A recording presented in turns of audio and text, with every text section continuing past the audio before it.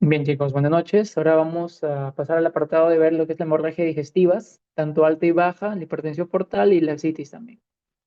Bien, bien, chicos. Primeramente, tienen que diferenciar, por ejemplo, cuando hablamos de una hemorragia digestiva tanto alta o baja, de acuerdo a la ubicación, ¿no? Y también, por ejemplo, de acuerdo a la clínica, cuál es la que te hace sospechar más a que se trate posiblemente de una alta y de una baja, ¿no? Principalmente, por ejemplo, los chicos que ya han llevado, ya supongo que deben reconocer esta terminología, que es hematemesis, melena, hematoquesia y rectorragia, que son cosas distintas. Ya, hematemesis, acuérdese que es la presencia de sangre en el vómito. Ya, eso, por ejemplo, tenemos que diferenciarlo con hemoptisis, ya que es tos con expectoración sanguínea, ¿no? Que es hemoptisis. Eso es un problema ya más pulmonar, ¿no? Y la hematemesis es un vómito con sangre. Bien. ¿Y esta cuáles son las características? Es un rojo brillante y en veces, por ejemplo, en pozos de café. Así te lo dice el libro. Bien. La melena es, por ejemplo, característico de una hemorragia digestiva alta. ¿Por qué? Porque es la cantidad, por ejemplo, de tiempo que pasa la sangre en el intestino para luego ser eliminado por las heces y toma lo que es una coloración característica, ¿no? Que es la coloración negra o también alquitranas. Y entonces aquí más o menos, por ejemplo, hace una referencia al libro que se tiene que haber una pérdida mayor de 60 mililitros de sangre y que esta sangre esté más de 8 horas en el intestino para que finalmente tome esta coloración en las heces, ¿no? Entonces, por ejemplo, si estamos frente a una hemorragia digestiva alta, este va a tardar más en llegar hasta las heces y bueno, finalmente va a tener esta coloración, ¿no? En cambio, por ejemplo, una hemorragia digestiva baja, la sangre se va a eliminar mucho más rápido. ¿Listo? Entonces, no va a tener esa coloración, sino aquí, por ejemplo, esto ya estamos frente a la hematoquesia, ¿ya? Porque es una sangre fresca, ¿ya? Por ejemplo, aproximadamente que se pierda mayor de 1 litro de sangre en menos de una hora. Entonces es menos, ¿no? Entonces la sangre va a tener otra coloración. Y esto es más característico de una hemorragia digestiva baja. Por eso cuando ustedes le viene el paciente, por ejemplo, que te dicen, doctor, he tenido diarrea, aparte también he visto un sangre en mis heces, entonces ustedes no simplemente tienen que quedarse con sangre y listo, tienen que decirle qué color tiene, ¿no? Cuántas veces lo depositó y eso para que saquen las características. Bien, entonces la rectorragia viene a ser sangre fresca, rutilante, tanto la presencia, por ejemplo, a nivel del recto y el ano. Y eso más frecuente, por ejemplo, podemos evidenciar en pacientes que tengan lo que es un desgarro, ¿no? Entonces ahí mismo nada más se evidencia lo que es la sangre, sangre fresca. Bien, entonces eso tiene que ser diferencias, por ejemplo, en una hemorragia digestiva alta y baja, según la clínica, como les digo. Otro casito, por ejemplo, también es que para que sea lo que es hemorragia digestiva alta, es que el sangrado se evidencie por encima del ángulo de Treitz, ¿no? En cambio, la baja es por debajo de esto, ¿no? Y esto es importantísimo que se lo lleven, ¿ya? La etiología. Estas pueden ser múltiples, ¿ya? Pero se estudian mayormente, por ejemplo, las que son más frecuentes, que es la hemorragia digestiva alta varicial, que esta es más mortal porque el sangrado es eh, más extenuante, ¿no? O sea, es mucho más sangrado que la hemorragia no varicial. ¿Listo? Y la hemorragia no varicial es la que nosotros nos referimos a la hemorragia por úlceras. Y esta puede ser por úlcera péptica, tanto, por ejemplo, producto del Helicobacter pylori, a nivel también de los AINES, pacientes, por ejemplo, que consuman bastante cantidad de ketorolaco y peroxicam o cualquier tipo de otro AINE, pueden generar úlceras a nivel gástricas o en el duodeno, entonces generando así lo que es una lesión y finalmente esa ruptura genera lo que es el sangrado. Bien, entonces, ¿cuáles son los dos tipos de úlcera péptica? Tenemos lo que es la úlcera gástrica y la úlcera duodenal. ¿Listo? Que la úlcera duodenal es la más frecuente, ¿ya? Es la más frecuente que la gástrica. Esto también puede ser una pregunta, ¿no? Y la hemorragia varicial es cuando ésta se asocia también, por ejemplo, a nivel de la hipertensión portal. Y esto que genera, que ya les voy a explicar un poquito más adelante, que haya lo que es una ruptura de varices esofágicas o gástricas, generando así lo que es un sangrado muy predominante, ¿no? Por ejemplo, aquí, ¿en qué paciente sospecharlo? En un paciente cirrótico y en la cual se evidencia, por ejemplo, una circulación colateral, característico, por ejemplo, la cabeza de la medusa, varicocele, o sea, como digamos, las conexiones venosas que tiene a nivel de la vena portal, esto va a generar que se predomine lo que es la clínica de acuerdo a los diferentes tipos de conexiones que genera que ya lo explicaré un poquito más adelante para que lo quede mejor entendido, ¿ya? Bien, entonces aquí, por ejemplo, nosotros para identificar qué es lo que es una hipertensión portal, tenemos que hacer lo que es un cateterismo, ¿no? Para así verificar cuánto es la presión a nivel de la vena portal. Entonces, esta cuando la gradiente cava está por encima de 12 milímetros de mercurio, es en donde hay lo que es una ruptura, ¿no? Entonces, eso también, por ejemplo, tengan en cuenta cuando nosotros estamos frente a una hipertensión portal. Cuando nosotros estamos frente a una hipertensión portal es cuando la presión está por encima de 6 milímetros de mercurio. ¿Listo? Pero cuando esta sobrepasa por 12 milímetros de mercurio, entonces es donde se va a ver lo que es la ruptura de estas varices, ¿no? ¿Cuáles son las otras etiologías que nosotros podemos evidenciar una hemorragia digestiva alta? Por ejemplo, una esofagitis, una angiectasia y dos cositas que esa ha sido pregunta de examen, ¿ya? Han sido pregunta, este es lo que les voy a decir ahorita, ha sido pregunta de semiología y de medicina uno. ¿Ya? Así que muy importante. Nosotros tenemos dos tipos de patologías. Aquí, por ejemplo, que se tiene que saber es el de desgarro de, ¿ya? El desgarro de Mayer Weiss es un desgarro de la mucosa que une el esófago y el estómago. Entonces, ¿por qué es importante reconocerlo? Porque esto, por ejemplo, se produce cuando hay lo que es un vómito explosivo que genera lo que es una ruptura, ¿no? Netamente de la mucosa, generando así lo que es el sangrado. Y entonces, ¿cómo es tus preguntas en tu examen? ¿Cómo te viene? ¿Paciente varón de tal, o bueno, paciente mujer con, no sé, te dicen un periodo de gestación que acude por tener vómitos a repetición y también refiere sangrado en el vómito? ¿Cuál es la posible causa? Entonces ahí te ponen la mayoría, ¿no? Úlcera péptica, un montón. Entonces ahí te ponen Mayory Weiss, desgarro de Mayory Weiss, asociado a la ruptura por vómitos explosivos, ¿no? Entonces, ¿en quién sospechamos? En pacientes, por ejemplo, con esos alcohólicos que paran, vomite y vomiten, ¿no? Los mal bebedores. Y también pacientes embarazados, ¿ya? Eso que tengan en cuenta, lo lleven para su medicina uno también, porque a mí me preguntaron, a mí me vino eso en el examen de medicina. Bien, otro que tenemos, la lesión de Dieulofeo, ¿ya? Es en donde, ¿por qué se debe lo que es esta lesión? Es porque finalmente nosotros evidenciamos lo que es una malformación vascular. Y aquí lo que te pueden preguntar es cuál es la arteria que tiene lo que es una malformación que genera lo que es esta lesión, ¿no? Y es aquí la arteria estomática izquierda. Ya es lo lleven. Es la más frecuente, no es la única, pero es la más frecuente que genere lo que es una malformación, que esta se puede evidenciar, por ejemplo, a nivel del fundus o del cuerpo gástrico, y como es lo que es una ruptura netamente de una arteria, es lo que va a generar lo que es un sangrado masivo. ¿Listo? Entonces, eso llévense en cuenta. Mayory Weiss y Delufeo. Mayory Weiss, embarazadas, Delufeo, una malformación. ¿Listo?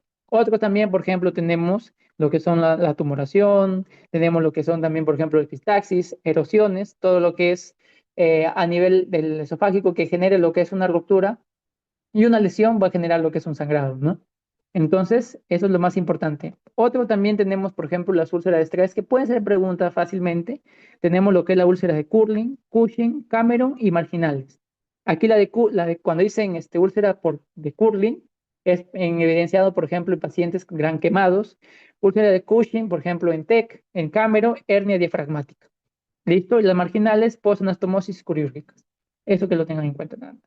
Bien, chicos. Entonces, aquí este cuadrito que les he puesto acá, no simplemente quiero que tengan en cuenta que no es útil simplemente para la hemorragia digestivas.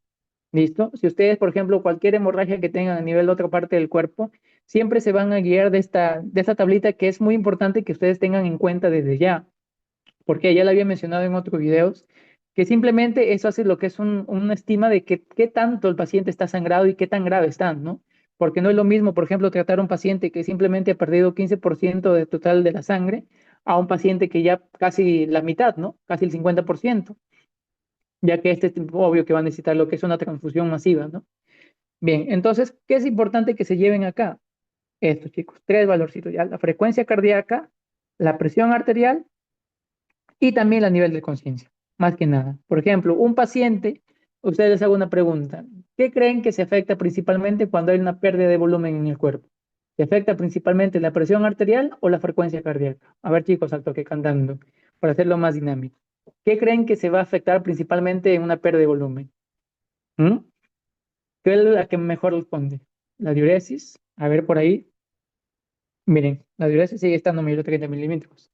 Lo principalmente que hay lo que es un mecanismo compensatorio aquí, viene a ser lo que es la frecuencia cardíaca. Tú pierdes volumen y a pesar de lo que es una pérdida de volumen, vas a generar que haya menor nutrición a nivel orgánico, ¿cierto? Entonces, el cuerpo empieza a generar lo que es un mecanismo compensatorio, aumentando la frecuencia cardíaca. Entonces, como se puede evidenciar aquí, ¿no? Si un paciente evidenciamos que tenga lo que es un sangrado y está normal, por ejemplo, la frecuencia cardíaca por debajo de 100, la presión normal, la frecuencia respiratoria también normal, incluso la diuresis también, por ejemplo, normal, mayor de 30 milímetros por hora, simplemente estamos en un grado 1. Pero aquí miren, cuando ya hay lo que es un ligera aumento, bueno, variación de la frecuencia cardíaca, el paciente ya está, por ejemplo, de 100 a 120 latidos por minuto, ah, ya, ojo, o sea, está perdiendo mayor sangre, entonces el paciente está latiendo más rápido. Entonces, decimos que estamos en un grado 2. Cuando ya la frecuencia cardíaca se está incrementado, ya de aquí pueden memorizarse eso, pero sí, miren, como les digo, como la frecuencia cardíaca es el principal mecanismo, nosotros lo podemos sacar al toquemente en qué grado está. Y aquí es cuando hay una pérdida aproximadamente de 15 a 30%, de 750 a 150 a 1500 mililitros de sangre que lleva perdiendo. Pero miren acá, cuando ya la presión arterial se ve afectado, si se dan cuenta, se afecta cuando ya hay una mayor pérdida de sangre, aproximadamente de 1500 a 2 litros. Bien, entonces, miren, cuando ya se hay lo que es una hipotensión, ojito, ya tu paciente está sangrando, se está desangrando, entonces ahí tenemos que correr ya, ¿no? Entonces directamente activamos lo que es la transfusión masiva y todo eso, pero cuando ya el paciente, por ejemplo, empieza a tener estuporoso, anuria, hipotensión y una frecuencia cardíaca totalmente incrementada, ya por grado 4, ¿no? Incluso podemos estar frente a un shock hemorrágico, ¿no? ¿Listo, chicos? Entonces, eso que tengan en cuenta. Frecuencia cardíaca siempre se altera principalmente y luego la hipotensión y luego la presión arterial. Ya, porque ahí te pueden variar así en las alternativas del examen. Y bueno, ya les estoy diciendo desde ahora. Bien, eso para todo tipo de hemorragia, como les digo, donde evidencia sangrado, eso, el toque correctamente. Bien, otro de síndrome que le pueden preguntar, por ejemplo, el síndrome de Borja, que esto es una ruptura transmural esofágica y también del mediastino. Y aquí tenemos lo que es la triada de Mackler. Por ejemplo, vómitos forzados, dolor grave retrosternal irradiado a la espalda y el enfisema subcutáneo. Cuando ustedes escuchen de una ruptura, tanto por ejemplo de un órgano, esto va a generar gas. Entonces, nosotros vamos a evidenciar, por ejemplo, a nivel de alguna ruptura, por ejemplo, a nivel gástrica, que genere lo que es una perforación de un órgano, de una víscera. Finalmente, nosotros vamos a evidenciar, por ejemplo, un neumoperitoneo, la presencia de aire a nivel del peritoneo, ¿no? Entonces, eso nos hace un signo característico de una ruptura. Entonces, aquí cuando tenemos lo que es un enfisema subcutáneo, entonces hay lo que es una ruptura transmural esofágica y mediastina. Ya, esto por si acaso también les pongo aquí. Otros que nosotros también, por ejemplo, tenemos que determinar si es una hemorragia, por ejemplo, de origen oscuro. Nosotros, para dar el diagnóstico de unas hemorragias digestivas altas y bajas, vamos a utilizar la endoscopía y la colonoscopía. ¿Listo? La endoscopía es cuando nosotros metemos un tubito por la boca y miramos así todo lo que es la parte del intestino alto, ¿no?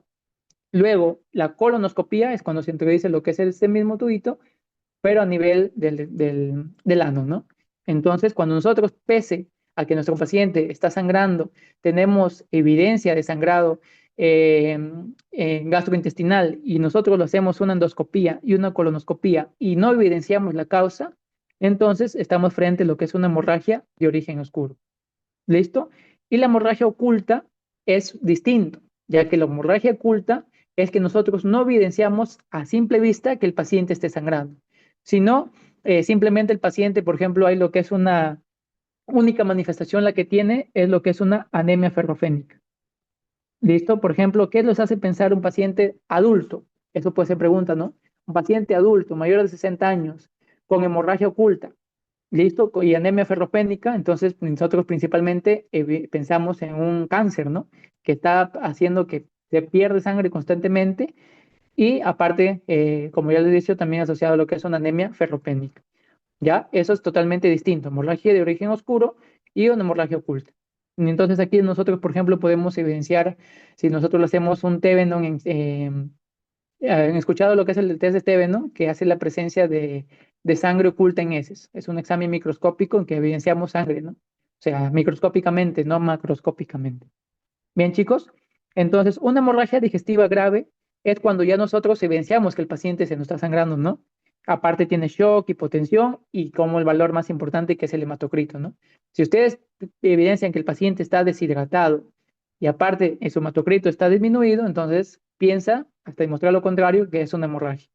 Luego, por ejemplo, también cuando la hemoglobina disminuye o cuando ya nosotros, pese a que la hemos administrado dos concentrados de plaqueta y el paciente no recupera, entonces estamos también en una hemorragia extiva grave. ¿Listo, chicos? Esto ténganlo en cuenta. En cambio, los exámenes del laboratorio es todo lo que nosotros hacemos para dar el posible causa, ¿no? Como ya les dije, siempre necesitamos lo que es un hemograma, la hemoglobina, el hematocrito, para evidenciar si estos están disminuidos. También el grupo sanguíneo, ¿para qué? Para una posible transfusión que lo vamos a hacer a nuestro paciente más adelante. Entonces ya tenemos el grupo sanguíneo, RH también, también, por ejemplo, examen de coagulación, bioquímica sanguínea y la urea creatinina, que aquí, por ejemplo, el libro nos menciona que cuando nosotros tenemos el índice urea creatinina mayor de 80, entonces estamos frente a lo que es una hemorragia digestiva alta. Y si este es menor de 80, hemorragia digestiva baja. ¿Ya? Y otros diagnósticos, como ya les dije, ¿no? La endoscopía es importantísima. ¿Por qué? Porque nos da el diagnóstico. Nosotros introducimos lo que es la cámara a nivel de la boca y entonces evidenciamos, ¿no? Por ejemplo, un sangrado activo. Nosotros vamos con esa misma endoscopía y ¡pum! Lo capturizamos, ¿no? Y lo tratamos. Entonces es importante diagnóstico y tratamiento. Pero nosotros tenemos que saber cuándo, por ejemplo, un paciente que tenga hemorragia digestiva, vamos a utilizar una endoscopía o no, o simplemente lo observamos, ¿ya? Porque mayormente de todas las hemorragias, gracias a Dios, son espontáneas, mayor del 70%, ¿ya? Por ejemplo, un paciente que tenga hemorragia digestiva empieza a funcionar correctamente sus factores de coagulación y todo eso y lo paran, ¿no? Y entonces es espontánea. El paciente no necesita más y ya se recupera por sí solo, ¿no? Otro también, por ejemplo, la radiografía con bario, la enteroscopía o endoscopía con cápsula, es en donde, por ejemplo, nosotros evidenciamos, a veces también hay exámenes que utilizan, por ejemplo, una camarita que vaya desde la boca hasta el ano, entonces eso va evidenciando todo lo que es a nivel del sistema digestivo, evidenciando la posible causa, ¿no? Y una endoscopía también, por ejemplo, como ya les dije, ¿no? Bueno, acá se ha repetido nuevamente. Bien, entonces tenemos dos escalas que nosotros tenemos que valorar. Por ejemplo, un paciente que te venga con hemorragia, tenemos que hacer una endoscopía o no. ¿Ya? Tenemos lo que es la escala AIM-65. Aquí quiero que se le aprendan los valores, bueno, los parámetros que evalúa. ¿Ya? Por ejemplo, las preguntas que hicieron cuando yo estuve en semiología es de las siguientes, ¿cuál no es valorada por el AIM-65? Para una preendoscópica, ¿no? Entonces te ponían, por ejemplo, INR, te ponían alteración mental, presión arterial sistólica, presión arterial media, edad, ¿no? Entonces la respuesta era presión arterial media, porque nosotros valoramos la presión sistólica, nada más. ¿Ya? Entonces apréndase esto, albúmina, INR, alteración del estado mental, la presión sistólica menor de 90 y la edad mayor de 65. Mientras más puntaje tenga el paciente, mayor riesgo, bueno, mayor valoración para que el paciente necesite sí o sí lo que es una endoscopía, ¿no? ¿Listo? Entonces, esto se lo aprende. Facilito que lo aprendan. Bien, bien, chicos. Otro también que ha sido pregunta es la escala de Glasgow-Bradford, ¿ya? Pero aquí, por ejemplo, yo me di la oportunidad también de saber cuál te da un punto, 3 puntos, 2 puntos. Si se puede, apréndelo, chicos, porque a veces te ponen así los doctores pendejos, perdón, te ponen cuántos puntos tiene el paciente, ¿ya? Entonces, por ejemplo, la urea plasmática, la que evalúa, yo les doy un tip, ¿ya? Apréndase principalmente el valor más bajo, por ejemplo, 38 y el mayor, ¿no? 147. Y luego se le aprenden 47 y 58. Entonces, de 38 a 47 te da 1 punto, 2 puntos. De 47 a 58, 3 puntos. De 58 a 147, 4. Y mayor de 6 puntos. Entonces, como tipo escalando, ¿no? 38, 47, 58 y 147. Bien, la hemoglobina en varones y mujeres son distintos, ya que simplemente, por ejemplo, cuando nosotros ya tenemos una hemoglobina por debajo de 13, ya damos que el paciente tiene, un hombre tiene anemia, ¿no? En cambio, una mujer se necesita menor de 12.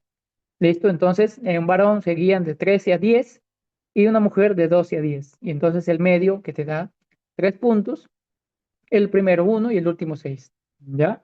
Igual, en la mujer simplemente de 1 a 6. Bien, la tensión arterial sistólica también fácil, ¿no? Menos de 90 es como es más complicado, ¿no? Ya este paciente tiene lo que es una hipotensión, 3 puntos. ¿Listo? De 90 a 99, 2 puntos y de 100 a 109, 1 punto. Y otros marcadores, también, esto también han preguntado, ¿no? O sea, te preguntaban cuál de los siguientes evalúa lo que es la escala. ¿Listo? Te ponían todo esto, hemoglobina, presión arterial, urea, te decían pulso, presentación con melenas, síncope, enfermedad hepática previa y fallo cardíaco. Entonces, miren, si se acuerdan, el pulso mayor de 100 latidos por minuto también, ¿no? Que como yo les dije que es principalmente el predictor de la gravedad que tiene el paciente y también si el paciente presenta melenas, ¿no? Que obvio que, como les dije, que es muy característico de una hemorragia digestiva alta y si el paciente presenta síncope también porque hay pérdida sanguínea y por ende hay menos perfusión a nivel del cerebro y el paciente presenta síncope, ¿no? Enfermedad hepática previa y fallo cardíaco. ¿Listo? De 0 a 1 punto, bajo riesgo, mayor de 2, riesgo alto, y mayor de 12 es cuando nosotros tenemos que hacer lo que es una endoscopía, pero dentro de las primeras 12 horas, o sea, lo más rápido, ¿no? En cambio, por ejemplo, cuando es un bajo riesgo, simplemente nosotros valoramos no hacemos lo que es la endoscopía, sino, por ejemplo, le administramos su suerito nada más, pero ya no hacemos más, ¿no? Entonces, el paciente cuando tiene menor puntos, es mayor factor para que el paciente se recupere espontáneamente, ¿no? Y ya cuando tiene mayor de 2 puntos, ahí sí nosotros, por ejemplo, podemos derivar a un especialista para que en sí programe cuándo se le debe hacer lo que es la endoscopía. Pero si ya este tiene mayor de 12 puntos, o sea, netamente ya necesitamos hacer una endoscopía las primeras 12 horas, ¿no? Ya, estos chicos también los he puesto, pero yo no me la aprendí, por ejemplo. Ya me dio pereza, no me la aprendí y no vino en el examen, la postendoscópica. La que viene es la preendoscópica. ¿Listo? Y esto también, chicos. Cuando nosotros estamos en una hemorragia no varicial, o sea, una hemorragia ulcerosa o péptica, es cuando nosotros tenemos, por ejemplo, esta escalita que es Forest. Es importantísimo que lo sepan. ¿Ya? Principalmente estas tres iniciales. ¿Ya?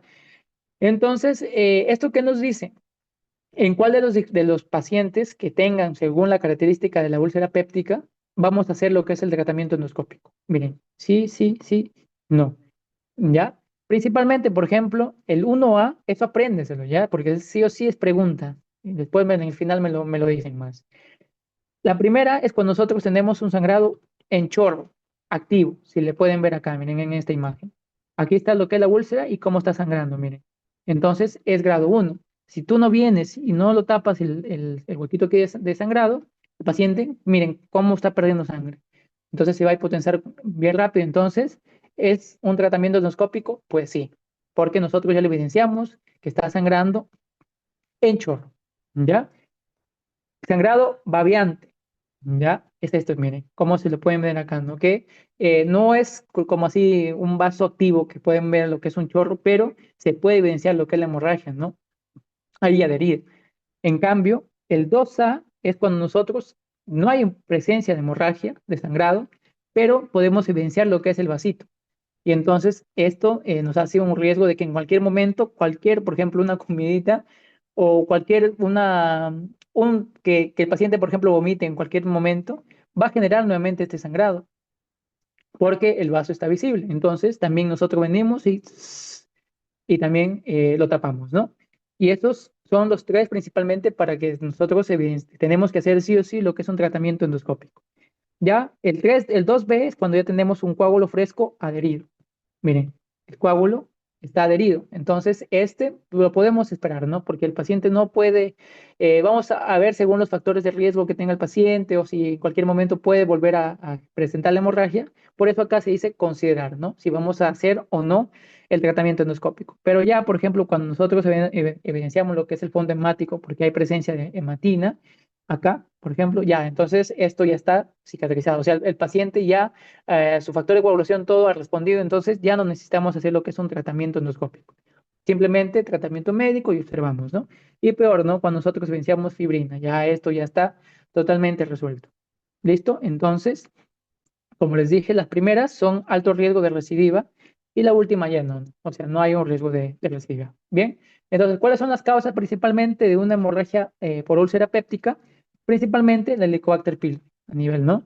Y luego los AINES, ¿no? Tan importante, por ejemplo, pacientes que te pueden decir que han tenido una cirugía a nivel de sus dientes y finalmente el odontólogo dejó un montón de tratamiento porque a ella le duele demasiado, porque, no sé, empezó a dejarle un cargamento de AINES, así de ibuprofeno, diclofenaco, ketorolaco, ¿no? Entonces, al finalmente el paciente puede tener lo que es una úlcera por estas mismas, ¿no? Que ya lo van a ver más bonito cuando hablen de úlcera péptica. Creo que eso lo ven en medicina 1, no en semiología, ¿ya? Y la más frecuente es la de bulbo duodenal, ¿no? Que se genere no en el fondo gástrico, ¿no? Sino a nivel del bulbo duodenal. Bien, entonces esa es la más frecuente por una úlcera péptica. ¿Listo, chicos? Hasta aquí creo que está correctamente, ¿no? Entendido. Y ahí lo tienen el resumen para que lo vuelvan a ver nuevamente al toque. Así que se le aprenden las escalitas, las preendoscópicas. Ya si quieren, también se le aprenden las postendoscópicas, pero las pre sí o sí tienen que saberlas. Y esto de aquí, las causas, la etiología, ¿no? Y cuáles son los factores de riesgo asociados. Bien, entonces la hemorragia digestiva varicial es por lo que es una hipertensión portal. Aumenta lo que es la presión de la vena porta y entonces finalmente va generando que haya lo que es un aumento de las venas que se conectan a la vena porta, ¿no?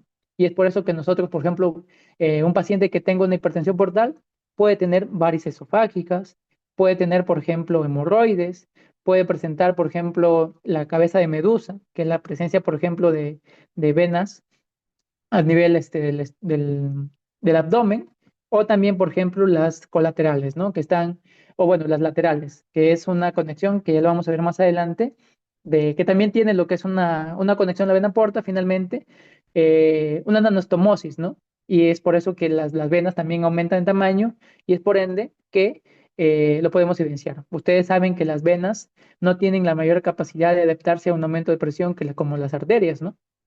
Entonces, una vez que se extiende, siguen ahí. Entonces, nosotros lo evidenciamos.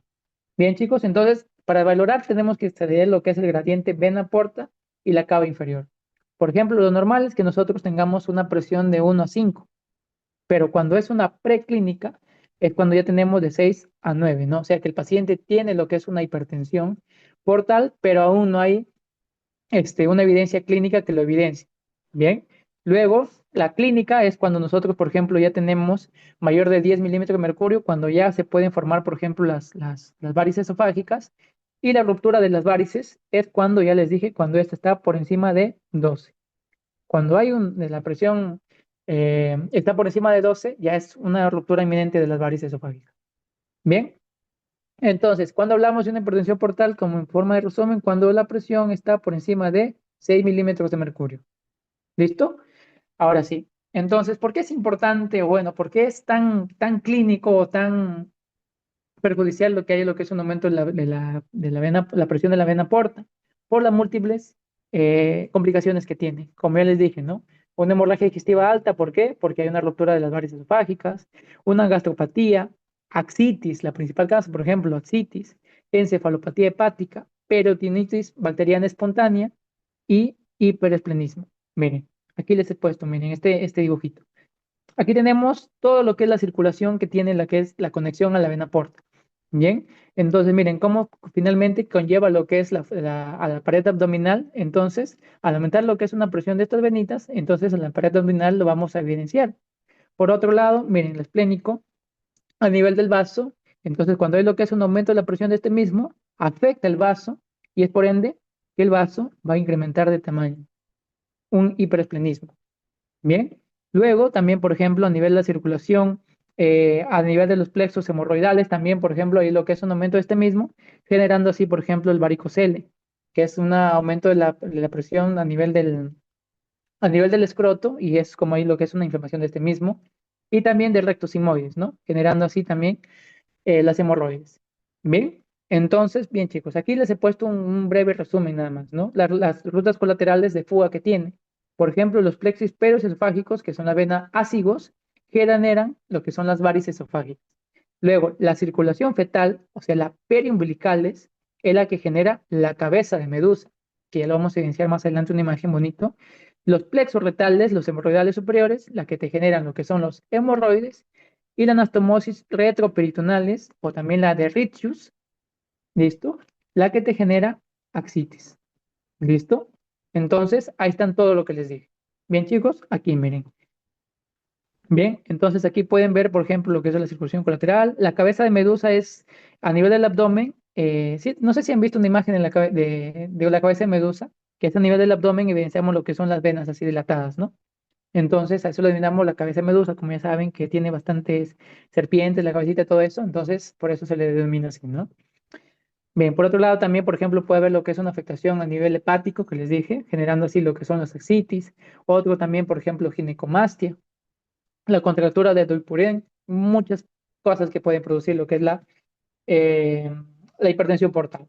Bien, entonces, ¿qué es PEPA? Pero PEPA, recontra PEPA, desde aquí les digo, para su examen, las etiologías. Bien, entonces aquí les he puesto una imagen para que tengan en cuenta. Lo he puesto desde abajo hacia arriba, ¿ya?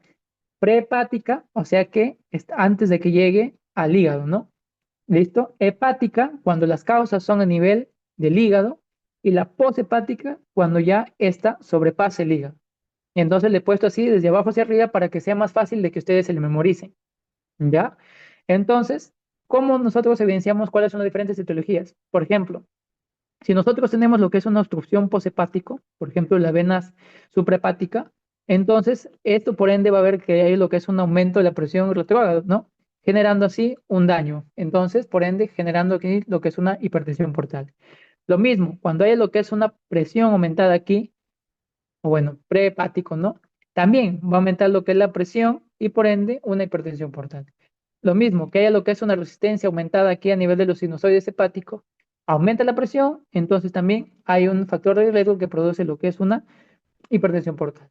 ¿Ya? Entonces, esto es importante que lo sepan y que lo tengan en cuenta, ¿no? Al igual sinusoides, ¿ya? A nivel sinusoidal, postsinusoidal y presinusoidal. ¿Listo, chicos? Entonces, la etiología vamos desde abajo, la prehepática, o sea, antes de que llegue al hígado.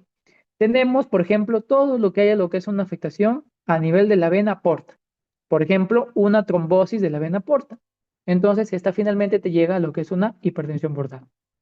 Una trombosis de la vena esplánica, que ya les dije, ¿no? Que hay una conexión por la vena esplánica a nivel del vaso. Entonces, una trombosis de esta también aumenta la presión. ¿Listo? Y una esplenomegalia masiva, aquí tenemos lo que es un síndrome, ¿listo? Que lo denominamos el síndrome de Banti, ¿ya? Eso también puede ser pregunta. Síndrome de Banti.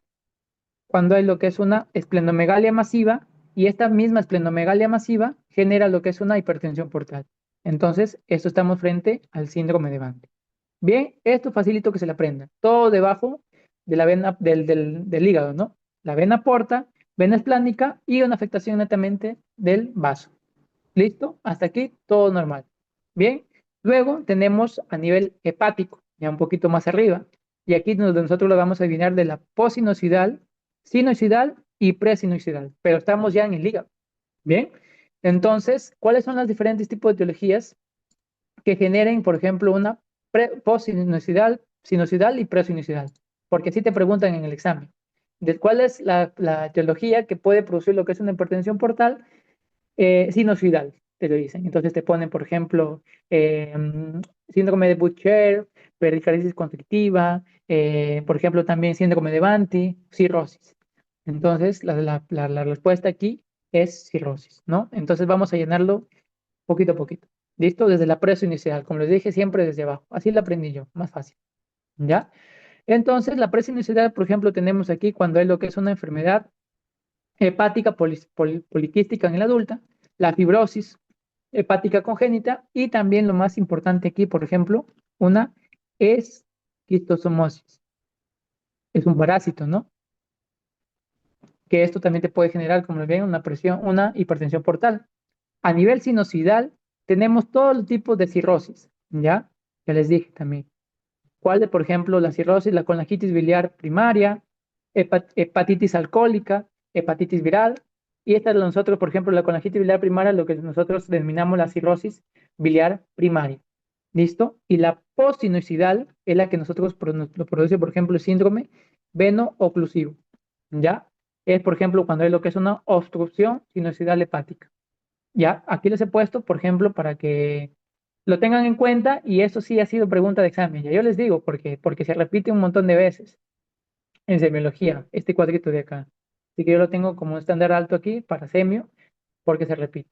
¿Ya? Y la poshepática es como ya les dije, ya pasó el hígado, ¿no? Pasó el hígado aquí, por ejemplo, como les dije, un paciente que tenga una insuficiencia cardíaca aumenta todo lo que es el volumen y genere lo que es una retrógrada, va a generar un daño a nivel hepático, a nivel de la vena portal, ¿no?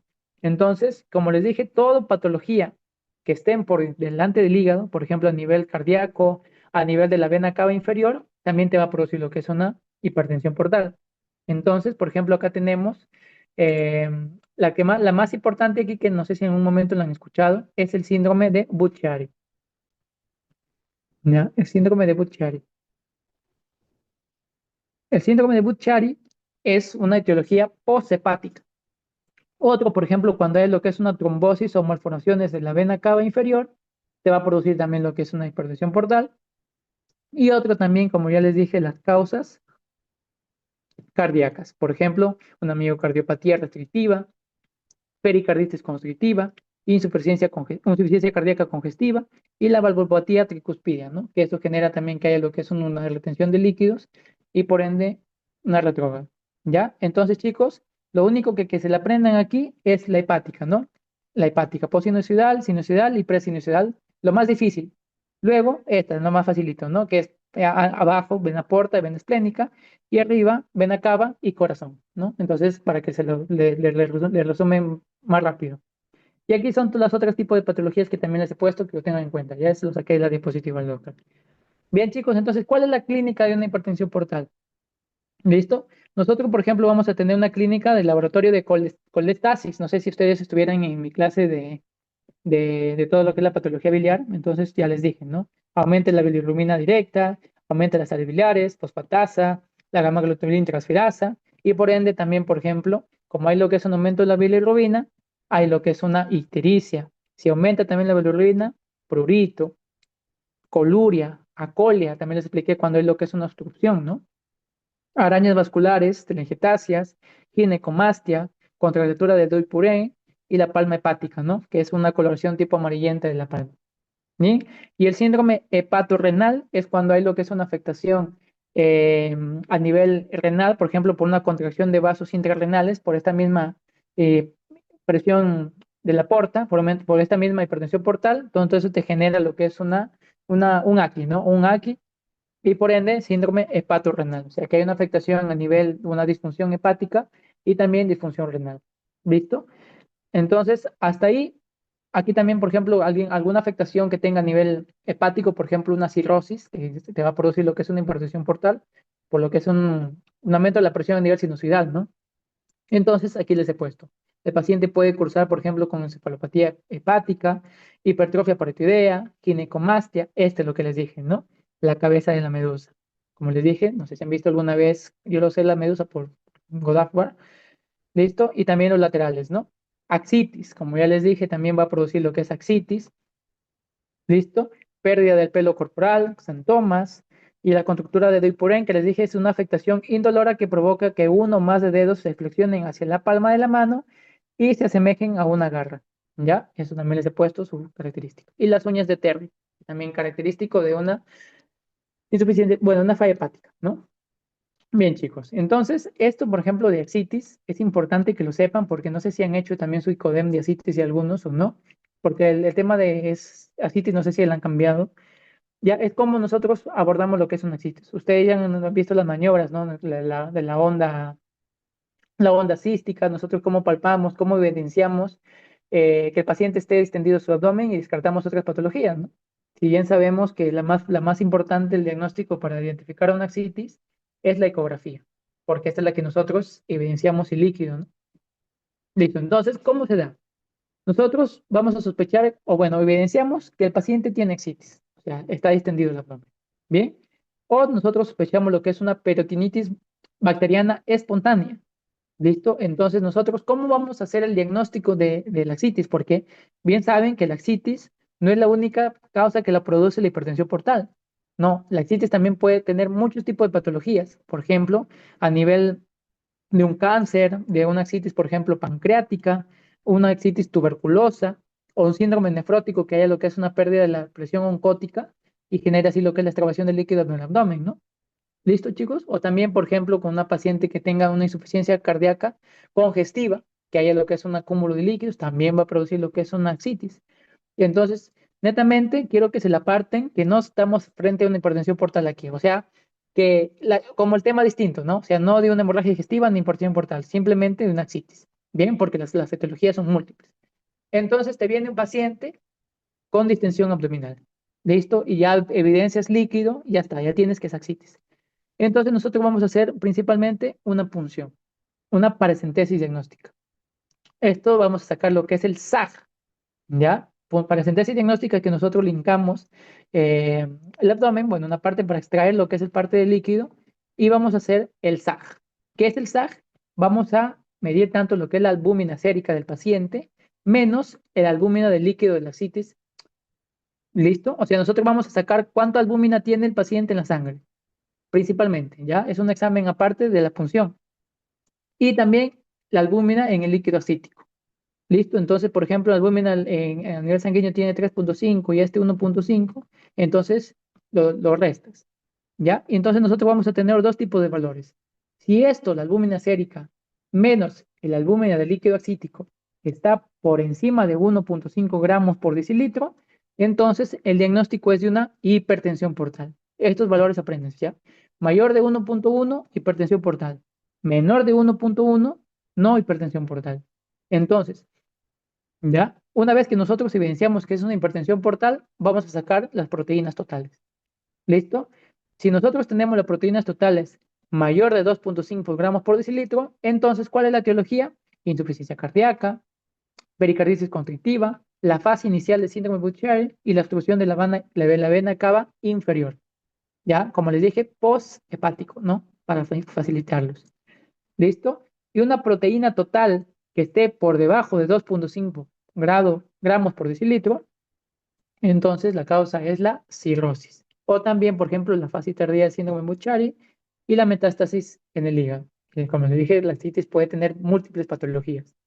Entonces, aquí este algoritmo diagnóstico ya nos evidencia netamente, por ejemplo, cuál es la etiología. Y aparte, obvio que no simplemente con ese líquido de insuficiencia cardíaca congestiva, ¿cómo lo vamos a evidenciar al paciente? Que ya creo que ya lo han visto, o si no, lo van a ver la clínica de insuficiencia cardíaca congestiva, ¿ya? O una insuficiencia cardíaca. La peritonitis constrictiva, este sí, eh, ¿cómo es? Se me fue el nombre. Pericarditis constrictiva, también, o sea, la clínica no simplemente nos vamos a evidenciar que tenga ascitis, ¿no? Pero ya más o menos con esto ya lo sacamos.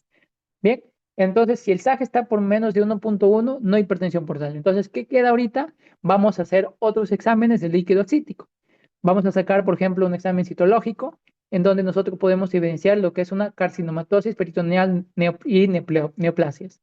Entonces, si nosotros tenemos citología positiva, la causa de la ascitis es un cáncer, ¿ya? Si la milasa está por encima de 1.000 miligramos por decilitro, ya, entonces es una ascitis complicada por una pancreatitis, por ejemplo, ¿no? Ascitis pancreática. Luego, si nosotros sacamos el ADA y este está por encima de 30 a 45 unidades por litro, tuberculosis. Y las proteínas totales menos de 2,5, síndrome nefrótico, pues, ¿no? Pérdida de proteínas, pérdida de presión oncótica y por ende, mayor lo que es el filtrado, ¿no? De líquidos a nivel, ¿cómo se me fue el nombre? Intersticial. Bien. Ahora sí, chicos, otros pruebas de rutina que nosotros podemos sacar, por ejemplo, del líquido acítico, principalmente, el reencuentro de células también, por ejemplo, blancas o digamos la leucocitosis, albúmina y las proteínas totales. Estas sí o sí nosotros tenemos que sacar. ¿Por qué es importante sacar el reencuentro el reencuentro total de los leucocitos? Para evidenciar si el paciente esté presentando lo que es una peritonitis bacteriana espontánea, ¿ya? Y esta puede ser, por ejemplo, cuando el paciente tenga lo que es un aumento de estos mismos a nivel tanto de líquido, entonces no simplemente estamos pensando que el paciente esté teniendo una ascitis simplemente por la extravasación de líquido, sino también una peritonitis bacteriana espontánea, o sea que el paciente ya se infectó, ¿no? Y entonces aquí, por ejemplo, según el aspecto del líquido también, si nosotros evidenciamos que el líquido ascítico es turbio, entonces estamos frente a lo que es una infección o células tumorales. Si el paciente tiene una coloración a nivel del líquido ascítico lechoso, entonces una ascitis alquilosa. ¿Ya? Pardo oscuro, cuando el paciente, por ejemplo, tiene lo que es una bilirrubina aumentada a nivel del líquido, una perforación de la vía biliar, ¿no? Otro, negruzco, por ejemplo, una necrosis o una metástasis, o por ejemplo, de un melanoma. ¿Ya? Entonces, eso también, en los grados de la ascitis, que tengan en cuenta uno. Ascitis leve es cuando el paciente está en un grado uno y no podemos evidenciarlo, por ejemplo, a nivel del examen físico. Simplemente la evidenciamos a nivel de la ecografía. Grado 2 cuando el paciente tiene una ascitis moderada, detectable mediante la exploración cítica. Tú la haces, por ejemplo, lo que es la ola, la ola cítica del paciente y evidenciamos que tenga, por ejemplo, líquido, simplemente con el examen físico, ya, entonces hay mayor cantidad de líquido, ¿no? Entonces estamos frente a un grado 2. Grado 3 es cuando ya el paciente tiene lo que es un abdomen a tensión. Ya esto ya es más grave, ¿no? Y hasta ahí el abordaje de la ascitis. Ya, chicos, igual les voy a pasar un resumen más completo de todo lo que es hipertensión portal y la ascitis, pero esto es lo más importante que tienen que saberlo, ¿no? Si se dan cuenta, ahí está todas las etiologías, ascitis, líquido en el abdomen, nada más. ¿Ya? Hemorragia digestiva baja, con esto acabamos, chicos, ¿ya? La hemorragia digestiva baja es más frecuente que se produzca a nivel, por ejemplo, de lesiones colorectales que lesiones en el intestino delgado. Simplemente un 10% de los casos y un 90% a nivel colorectal, ¿no? Entonces aquí las etiologías son múltiples. Pero lo más importante es tener en cuenta aquí la enfermedad diverticular, que es esta, que tengan en cuenta acá, desde acá les digo, que la enfermedad diverticular es la principal causa de la hemorragia digestiva baja, pero descartando patologías ano-orificiales, ¿ya? Entonces, este principalmente es el principal causa de hemorragia digestiva baja, ¿ya? Pero mientras más predomino, como ya saben que el sistema digestivo va desde la boca hasta el ano, entonces lo más frecuente es tener lesiones que produzcan sangrado a nivel del ano y de todo lo que es el recto, ¿no? Entonces, esta es la más frecuente. No sé si me dejo entender. Que la enfermedad diverticular es la más frecuente a nivel intestinal, si lo podemos denominar así, ¿no? Y descartando que tenga, por ejemplo, una patología anorificial. Pero la más frecuente es las patologías a nivel anorificiales que te produzca hemorragias digestivas bajas. ¿Ya? Entonces vamos repasando. Intestino delgado, por ejemplo, angiodisplasias, carcinomas, divertículo de Meckel, que esto es más frecuente en niños. ¿Ya? Enfermedad de Crohn, lipoma, linfoma y pólipos. Lesiones colorectales, enfermedad diverticular, también la enfermedad inflamatoria intestinal, que puede ser también, por ejemplo, lo que es la colitis ulcerosa, y también la enfermedad de Crohn. O sea, que ya saben que la enfermedad de Crohn es una afectación que produce desde el ano hasta la boca. Carcinoma, colitis isquémica, enfermedad hemorroidal, pólipos y iatrogénica. ¿Ya? Entonces vamos a ir desglosando. La enfermedad diverticular, que lo van a estudiar así más a detalles en Medicina 2, en la segunda unidad, pero que tengan en cuenta cosas importantes. Por ejemplo, un paciente, divertículos, chicos, es, por ejemplo, cuando nosotros a nivel del intestino tenemos tipo agujeritos, ¿ya? Agujeritos. Estos son los divertículos. Y esto es lo más frecuente, por ejemplo, en adultos mayores, ¿ya? Y cuando estos pues, tienen alguna lesión, por ejemplo, un flujo turbulento, genera lo que es una lesión de estos saquitos, de los divertículos, y por ende sangre. Y como es más frecuente en una de las causas, porque la mayoría lo tiene, ¿ya? Entonces, estos pueden estar a nivel de cualquier parte del intestino. Y esto puede ser, por ejemplo, a nivel del colon derecho o izquierdo. El izquierdo es el más frecuente, pero aquí tengan que tener cosas importantes en que, por ejemplo, cuando nosotros tenemos lo que es una enfermedad diverticular del lado derecho, es que estos son los que más sangran, ¿ya? Estos son los que más sangran. Por ende, te generan lo que es una hemorragia acá digestiva baja, ¿no? Lo puse al contrario. Y esta es la principal causa de hemorragia digestiva que les dije, ¿no? Sin considerar ano orificial. Y el izquierdo es cuando es más frecuente, pero son los que más se infectan.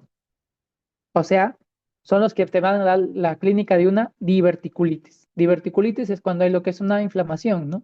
Entonces, diverticulitis. Y esto, ¿cómo lo evidenciamos? Por ejemplo, un paciente que tenga lo que es un dolor abdominal en la fosa ilíaca derecha.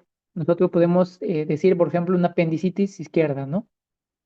Digo, apendicitis, bueno, me estoy comunicando, ya que ha sido un error, perdón. Este es en la fosa ilíaca izquierda, ¿ya? La fosa ilíaca derecha es lo que es la apendicitis, ¿no? Bien, chicos. Entonces, ¿en qué nosotros vamos a pensar a un paciente que tenga lo que es una posible enfermedad diverticular? En pacientes, por ejemplo, adultos, ¿no? Mayor de 60 años. Y es más frecuente, ¿en dónde? En el colon sigmoides, ¿ya? Listo, chicos. Mayor del 70% de los casos, mira, menos mal, ¿no? Cesa espontáneamente. O sea que sangra, pero listo, chicos, ¿cómo hacemos el diagnóstico? Con enema y la colonoscopía. Pero quiero que tengan en cuenta algo aquí, ¿no? Que cuando un paciente tenga lo que es una diverticulitis en fase aguda, si nosotros utilizamos lo que es la colonoscopía, aumentamos la presión intraluminal, ¿no? O sea, y eso va a generar un riesgo de ruptura o de perforación. Entonces, en mi resumen, que una colonoscopía en una diverticulitis aguda no se debe hacer. Ya está totalmente contraindicado, por lo que ya les dije. Listo. Otra de las etiologías, por ejemplo, angiodisplasias, que estos son la formación de vasos aberrantes. Y esto genera una dilatación y tortuosidad de las vénulas y capilares, generando así lo que es una ruptura y finalmente una hemorragia, ¿no? Entonces, quiero que tengan en cuenta aquí que esta es la segunda causa más frecuente, ¿ya? De una hemorragia digestiva. Y es más frecuente en adultos mayores de 50 años. Bien, chicos. Las características es que es masiva, indolora y recidivante. Como son formación de vasitos, entonces finalmente pueden volver a sangrar nuevamente, ¿no? ¿Ya? Y suelen presentarse junto con la enfermedad de von Willebrand, que eso lo saqué del libro también, ¿ya? Otro también que me preguntaron, chicos, el síndrome de Heide. Menos mal lo sabía, ¿ya? El síndrome de Heide es cuando nosotros tenemos angiodisplasia más una estenosis aórtica congestiva, ¿ya? Entonces, si un paciente te dicen que aparte tiene angiodisplasia y te dicen que es estenosis aórtica, es un síndrome de Heide. Heide. ¿Listo? Ahí les dejo, chicos. El divertículo de Meckel, digamos que es un rezago del conducto oftalomesentérico, que eso genera que el paciente, por ejemplo, genere lo que es un daño, una lesión y sangra. Pero esto es más frecuente en pacientes jóvenes, menor de 30 años. Entonces, quiero que tengan en cuenta que es más frecuente, o bueno, ese, para evidenciarlo, tenemos a nivel del ilion terminal. Ya a veces, por ejemplo, un divertículo de Meckel se confunde con una apendicitis. Ya, chicos. Entonces, la causa más frecuente, hemorragia digestiva baja en jóvenes menor de 30 años. Yo les estoy diciendo varios datitos, ¿ah? Así que lo vuelven a repasar todo lo que les dije y ya están, ¿ah? Finos, finos, finos. La retitis radiactiva es cuando hay lo que es un sangrado, porque hay lo que es, por ejemplo, un paciente que esté en terapia de quimioterapia, de radioterapia, y cuando ya se utiliza, por ejemplo, una dosis mayor de 4000, es que tenga un riesgo a que genere lo que es una retitis radioactiva.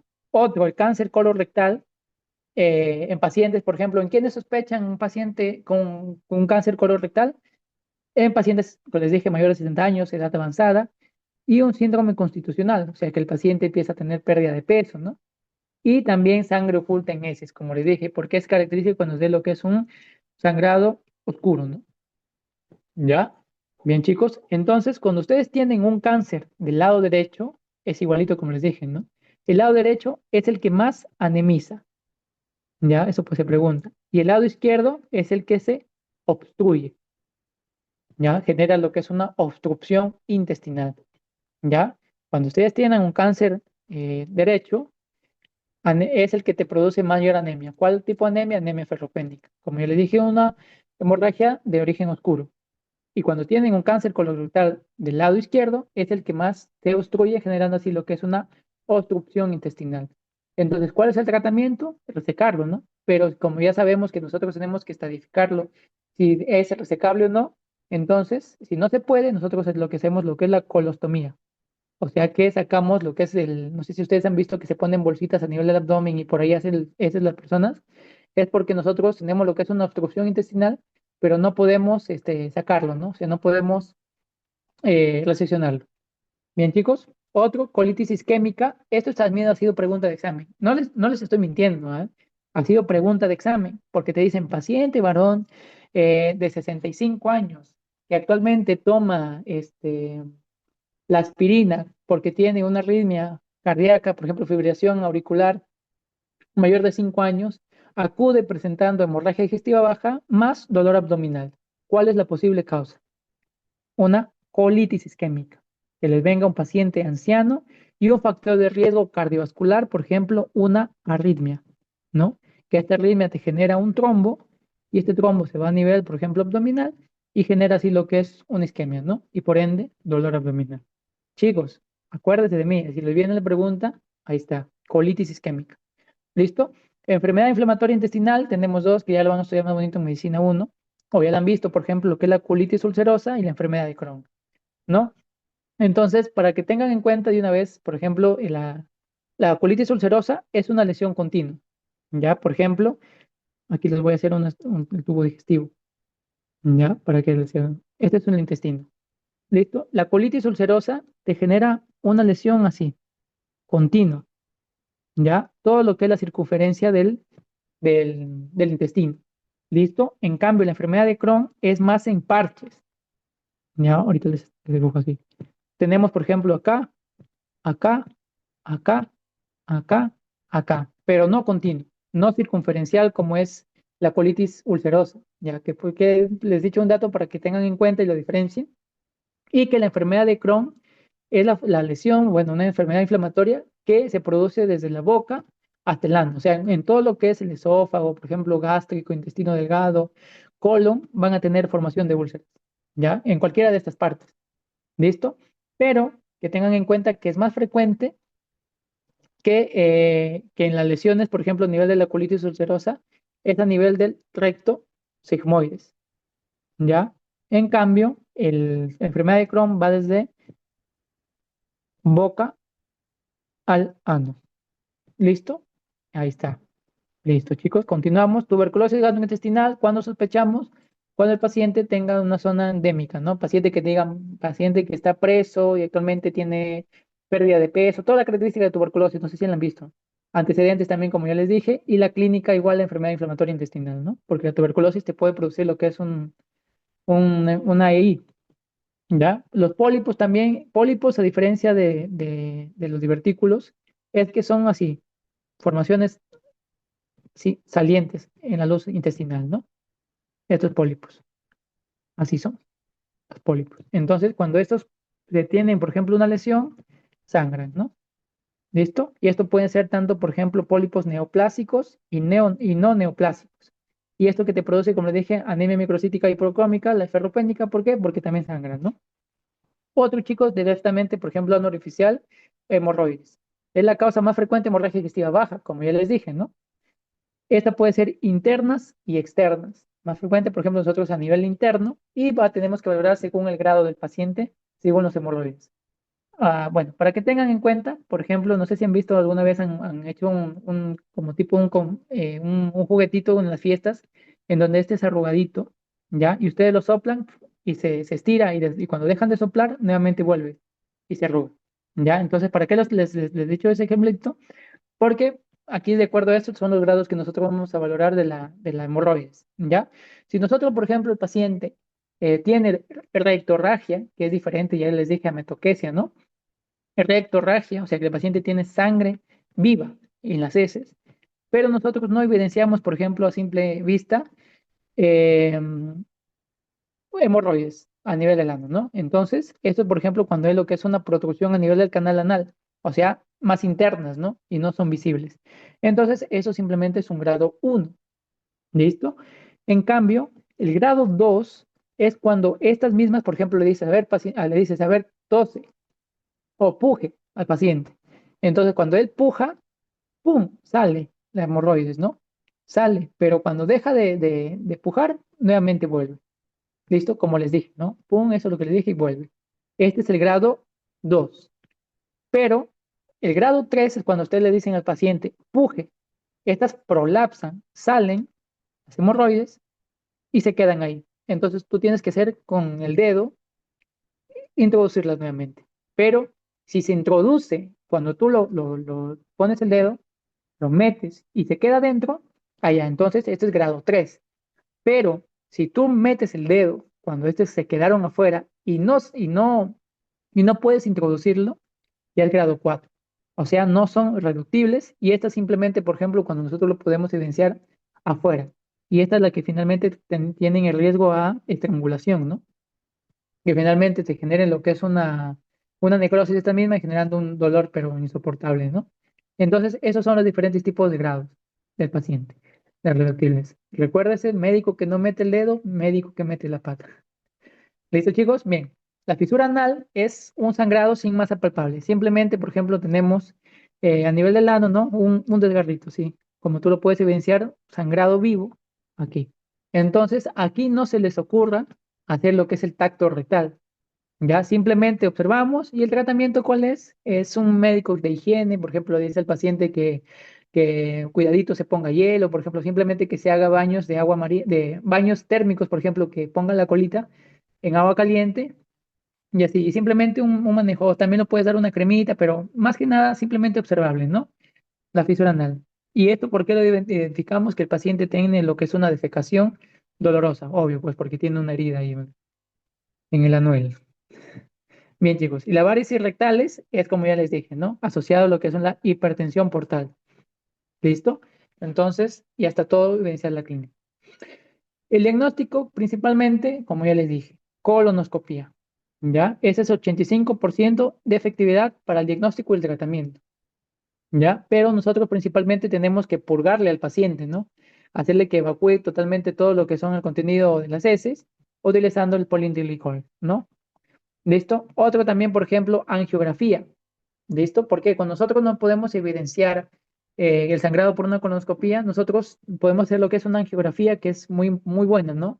Por ejemplo, puede evidenciar sangrados de 3 milímetros, 3 mililitros por minuto, o sea, súper poquito. Y aquí nosotros es efectividad, ¿por qué? Porque nosotros podemos inyectar, por ejemplo, vasopresina y la embolización con gelatina. O sea, la angiografía te evidencia, ¿ya?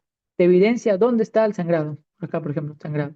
Entonces, tú mismo puedes venir acá y ¡pum! Generar lo que es una embolización acá. Y lo reparas y deja de sangrar el paciente. ¿Listo? Otro también, por ejemplo, las centinelografía. Ya esto, por ejemplo, ya es un un estudio de alta complejidad. Es cuando se marcan los glóbulos con Tinacio 99 y entonces eso, por ejemplo, es importante para identificar topográficamente la zona del sangrado. Y esto, por ejemplo, miren, tan importante que es, que evidencia sangrados de 0,1 mililitros por minuto, o sea, súper poquito, ¿no? Pero esto ya raramente lo vamos a hacer en Perú, pues, ¿no? Angiografía, hay centros de angiografía que hay en Perú que sí lo pueden hacer, ¿ya? Bien, chicos, entonces, como de una vez les digo, por ejemplo, el tratamiento, ¿no? Nosotros evidenciamos lo que es el sangrado paciente. Vamos a hacer, por ejemplo, la terapia de colonoscopía, vamos a generar lo que es el tratamiento. Pero a veces tú, por más que pienses que ese es el lugar del sangrado, tú vas y, por ejemplo, ya haces todo lo posible, médico, por ejemplo, le administra sangre, todo, líquido, y el paciente no recupera, sigue con la frecuencia cardíaca incrementada, el paciente sigue hipotenso, por más que tú ya trataste, por ejemplo, con la colonoscopía, entonces tú pasas al siguiente paso, a valorar, por ejemplo, una posible colotomía. O sea, que tú vas y evidencias el sangrado, por ejemplo, y vas y lo reseccionas, ¿no? Y lo cortas. Lo cortas ese segmento que está sangrando. Pero a veces tú, por más que cortes, ese segmento no deja de sangrar, o sea, sigue sangrando. Entonces es como que no evidencias concretamente dónde es la hemorragia y por ende ya en casos más graves, ¿no? Vamos y lo cortamos todo el colon, ¿no? Es una colonotomía, colectomía total, ¿ya? Bien, chicos. Bueno, hasta aquí, bien, bueno, ¿cuánto habrá durado la clasecita, no? Bien, bien práctica, como les dije, con cosas ya puntuales directamente, porque hay algunos que ya han llevado. Y chicos, todo lo que les he dicho, repásenlo, por favor, les viene esto, las etiologías, de Mayuri Weiss, esto de Limes y el score del Dashboard, eso te viene sí o sí, ¿ya? Y como les dije, todas las etiologías de la hipertensión portal. ¿Quieren utilizar la hipertensión portal? Estudien esto, ¿ya? Estudien esto. Y la hemorragia digestiva, la enfermedad diverticular, de diferencias. Y cuál es la más importante. O sea, las informaciones que les dije, ¿no? ¿Cuál es la más frecuente en adultos? ¿Cuál es la más frecuente en intestino? ¿Cuál es la más frecuente en hemorragia digestiva baja? Tengan que la de Meckel, ¿no? Por ejemplo, dónde se ubica. ¿Cuál es más frecuente, por ejemplo, a nivel de acá también del colon, que les dije, el cáncer colorectal y eso. Y la citis, esto, ¿no? Esto tiene que llevarse para darle el diagnóstico. ¿Bien?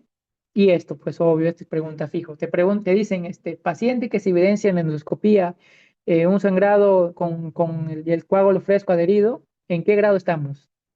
Dos. B. Paciente que se evidencia sangrado activo o en chorro, grado 1A. Esa es tu pregunta, ¿ya? Así que esto sí o sí va a ser pregunta de examen. Y se acuerdan de mí, ¿ya? Bien, chicos, ¿alguna preguntita que tengan que no les haya quedado en claro, que repite o, bueno, alguna sugerencia? Si no, ya le damos por finalizado.